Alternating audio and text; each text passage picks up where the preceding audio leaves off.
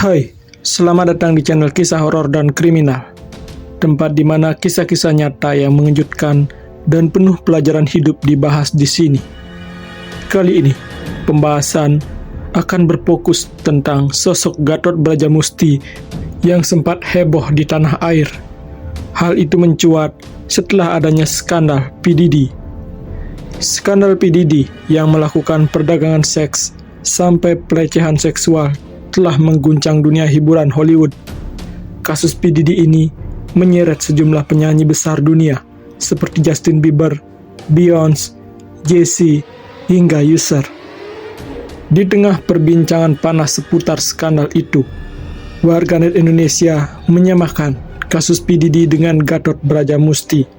Sosok yang dikenal dengan nama A.A. Gatot itu sempat ditangkap bersama penyanyi Reza Artamevia, di mana pada tahun 2016, Ibu Aliyah Mas Said pesta narkoba bersama Gatot di sebuah hotel di Mataram, Nusa Tenggara Barat. Pengungkapan itu seolah membuktikan tabiat asli Gatot yang dikenal sebagai guru spiritual para selebriti.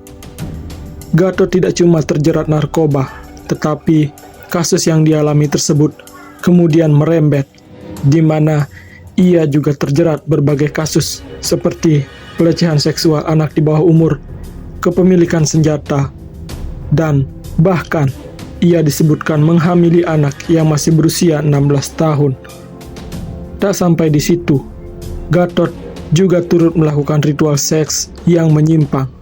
Hal ini sempat diungkap oleh Reza Artamevia.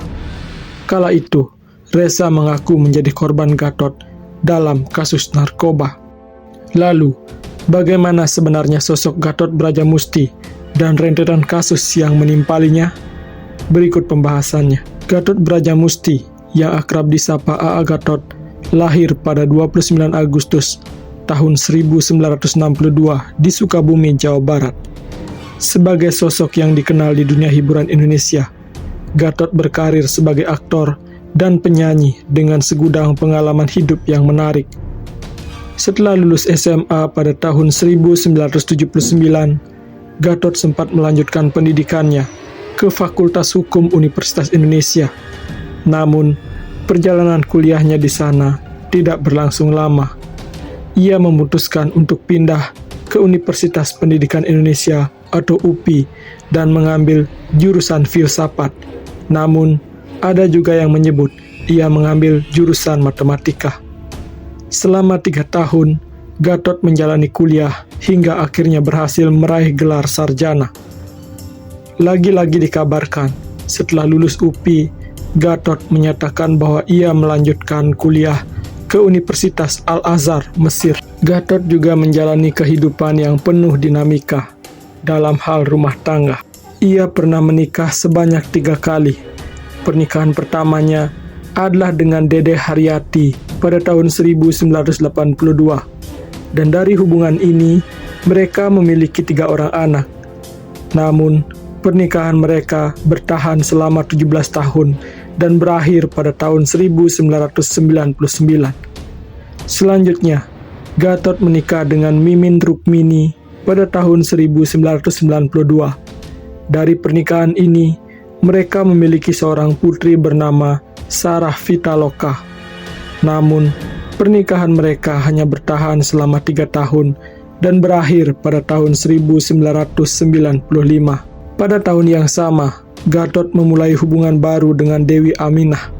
Pasangan ini menikah pada 13 Agustus tahun 1995. Dan dari pernikahan itu, mereka memiliki 3 orang anak, yakni Suci Patia Brajamusti, Nuendo, dan Alfa. Dewi menjadi pendamping hidup Gatot yang terakhir, dan mereka menjalani hidup bersama hingga akhir hayat Gatot pada 8 November tahun 2020. Selama hidupnya, Gatot memiliki total 7 orang anak dari ketiga kali pernikahannya itu. Kemudian, Gatot juga diketahui memiliki padepokan yang menggunakan namanya sendiri, yakni Brajamusti, yang beralamat di Cisaat, Sukabumi, Jawa Barat. Ada beberapa jawara-jawara dari Surabaya yang berguru ke A.A. Gatot. Konon, mereka diajarkan ilmu kanuragan atau tenaga dalam. Dalam perjalanan hidupnya, Gatot Brajamusti memiliki perjalanan hidup yang menarik sebelum akhirnya dikenal di dunia hiburan, khususnya sebagai aktor. Pria yang akrab disapa A.A. Gatot ini mengawali karirnya dari kehidupan keras sebagai preman kampung. Perlahan, perjalanan hidupnya berubah hingga ia menjadi guru spiritual bagi sejumlah artis. Perjalanan Gatot ke dunia film dimulai pada akhir 1980-an ketika sutradara Dedi Setiadi tengah menggarap serial Jendela Rumah Kita bersama aktor Dede Yusuf di Sukabumi. Pada waktu itu, Gatot mendatangi Dedi untuk mencoba peruntungan sebagai aktor. Sebelumnya, Gatot memang aktif di teater Merah Putih di kota kelahirannya Sukabumi. Dedi mengenang momen itu, di mana Gatot menunjukkan kemahirannya dalam seni bela diri, keterampilan yang akhirnya memberinya kesempatan berperan dalam dunia film. Dedi lalu memberikan peran penjahat desa kepada Gatot, karakter preman yang kerap membuat onar, sesuai dengan kemampuan Gatot dalam adegan perkelahian. Setelah proyek itu selesai, hubungan mereka putus, hingga suatu hari Dedi melihat sosok Gatot di televisi, bukan lagi sebagai aktor, tetapi sebagai tokoh spiritual. Kemunculannya kini sangat berbeda, mengenakan sorban dan memberikan kesan seorang guru spiritual yang mengejutkan Dedi dengan perubahan drastis dalam hidup Gatot. Beberapa waktu kemudian, Gatot kembali mendekati Dedi dengan tawaran baru. Ia meminta Dedi menyutradarai film Asrak yang direncanakan Gatot. Dedi yang pada saat itu tidak terikat proyek besar lain, tertarik dengan tawaran tersebut dan setuju untuk terlibat. Meski dalam film itu ada adegan laga seperti tembak-menembak dan penggunaan senjata, Dedi tidak merasa curiga karena ia terbiasa dengan film aksi. Namun, situasi berubah setelah film itu tayang. Dedi mendapati dirinya terseret dalam pemeriksaan polisi yang dilakukan atas temuan senjata dan ratusan amunisi di kediaman Gatot. Merasa terganggu, Dedi mengeluhkan proses pemeriksaan yang menurutnya membuang waktu dan jauh dari dunia kerjaannya sebagai sutradara.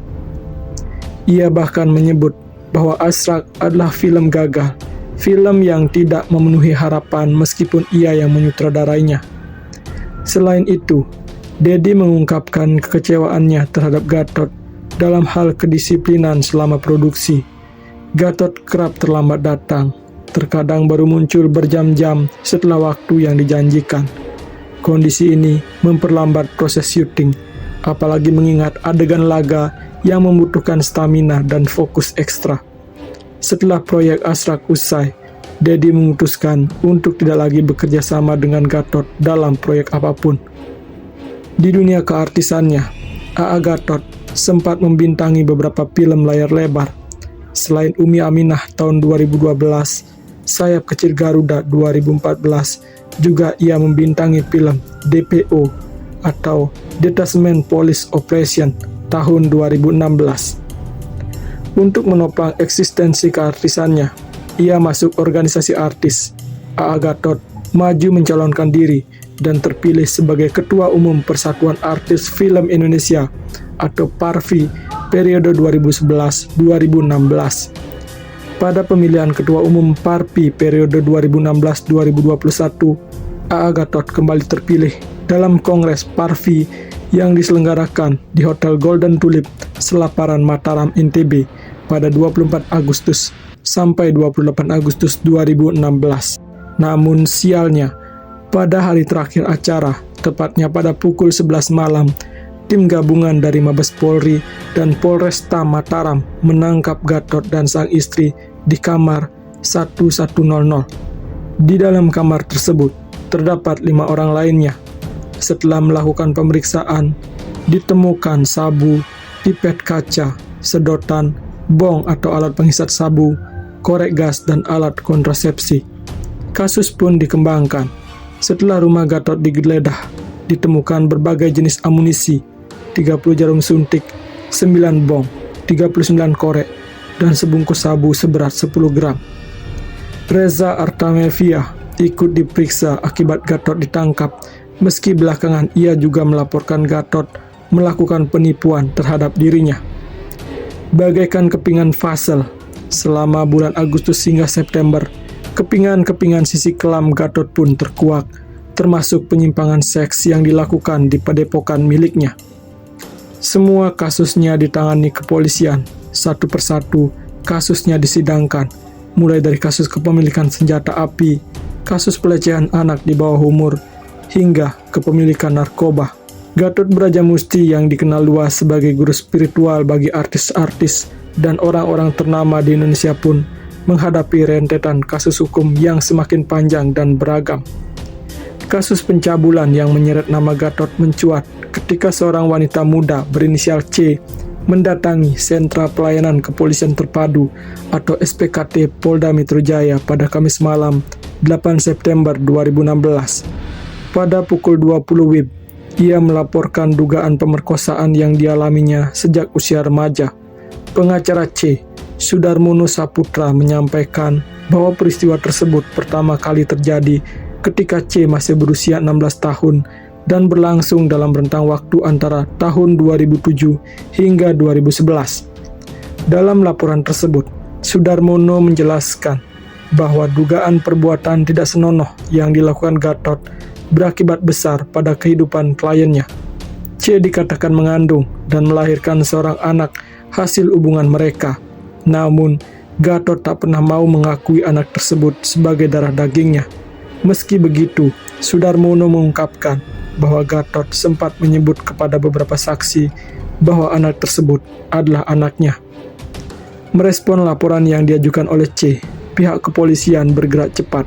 Sampai dengan tanggal 22 September 2016, 8 saksi telah memberikan kesaksian terkait kasus ini.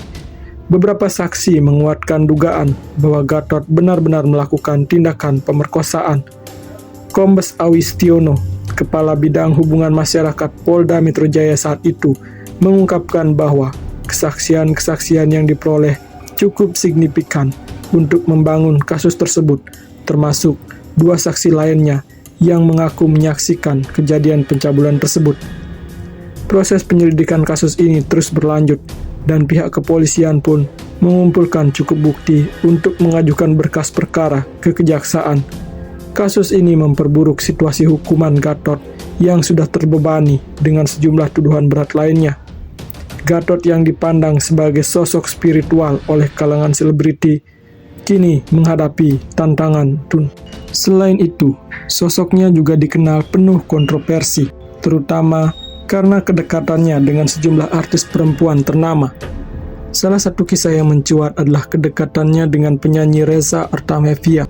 Pada penghujung tahun 2004, di tengah permasalahan rumah tangganya dengan almarhum Aji Masaid, Reza dikabarkan menghilang dan menenangkan diri di padepokan milik Gatot di Sukabumi. Kala itu, rumor bahwa Gatot menjadi orang ketiga dalam hubungan Reza dan Aji merebak. Meskipun Reza membantah keras tuduhan tersebut, skandal ini pun berdampak besar. Ia memutuskan vakum dari dunia hiburan selama beberapa tahun hingga kembali berkarir pada 2009 dengan merilis album setelah 7 tahun absen.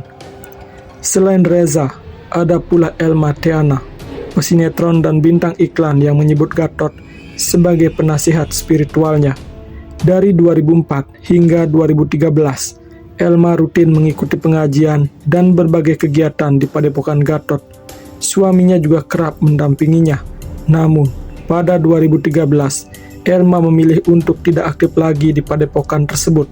Kabarnya, keluarga besar suaminya tidak menyetujui keterlibatannya di sana, dan ia merasa lebih baik menekuni ibadah bersama keluarga dekatnya. Selain itu, Elma juga berpartisipasi dalam salah satu film yang digarap Gatot, yang berjudul Asrak Melawan Sindikat Perdagangan Wanita tahun 2013, yang semakin meneguhkan kedekatannya dengan Gatot saat itu. Tidak hanya Elma, sosok lain yang sempat berkecimpung di padepokan Gatot adalah Irianti Erning Praja. Penyanyi pencipta lagu sekaligus mantan atlet renang ini juga berguru di padepokan Gatot. Meski begitu, keterlibatan Irianti tidak berlangsung lama dan ia akhirnya menjauh dari padepokan. Selain dikenal dekat dengan para selebriti, Gatot juga berusaha membangun karirnya sendiri di dunia hiburan. Pada 2013, ia bergabung dengan Brajamusti Band sebagai vokalis dan merilis album. Sebelumnya, ia meluncurkan album religi bertajuk Tunjukkan Jalan Yang Lurus pada 2008 dan pada 2005. Di tengah berita kedekatannya dengan Reza, Gatot merilis album bertajuk Kekasih. Lagu terkadang dalam album ini bahkan menampilkan duet Gatot dengan Reza yang semakin memicu spekulasi tentang hubungan mereka. Karir Gatot di dunia hiburan tidak berhenti di musik. Ia merambah ke dunia film layar lebar, membintangi 3 film yang telah disebutkan tadi sebelumnya. Pada tahun 2016, Gatot juga akan tampil dalam film DPO atau Detachment Police Operation, di mana ia berperan sebagai polisi intel. Ironisnya, 2 minggu sebelum film itu dirilis, Gatot ditangkap atas kasus narkoba yang mencoreng namanya dan mengejutkan publik. Akibat berbagai kasus yang menimpa A.A. Gatot, ia pun divonis 20 tahun penjara. Hukuman ini termasuk dengan pelanggaran kepemilikan senjata. Namun, baru 2 tahun menjalani masa hukuman, Gatot meninggal dunia di RS Pengayoman Cipinang pada 8 November 2020. Demikianlah pembahasan tentang sosok A.A. Gatot Brajamusti yang penuh kontroversial dan dihubungkan dengan sosok P. Diddy